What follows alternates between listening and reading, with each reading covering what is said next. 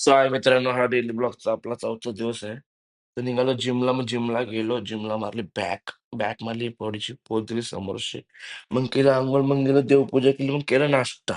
नाश्ता केला, मग आलो पनवेलला सामान घेतलं थोडाफार. मग निघालो शॉपकडे पोहोचलो शॉपला. मग शॉप केला ओपन. मग शॉप मग दीदी आली. दीदीने सर्व साफसफाई केली. मग आला पीके चायनीज ओनर. आणि मग आला आपला माल, शॉपचा माल इम्पॉर्टंट. मग आला रायडर. त्याची ट्रिम बाईक बघितली. मग हा आपला आदर्श. मग गेलो जेवायला. 30 पार्टी आम्ही दुपारीच केली फुल जोरात. नंतर हा भाई भाई म्हणजे काही जोरदार काम आहे त्याचं. नुसता बँजो. मग आपला मेनू वाफल आहे, डार्क चॉकलेट, पिझ्झा. पिझ्झा आहे पनीरचा. मग गेला शॉप बंद. मग शॉप बंद केला. तर निघालो घरी. तर मधून पडला फाटक. फाटक म्हणजे काय, कटकट.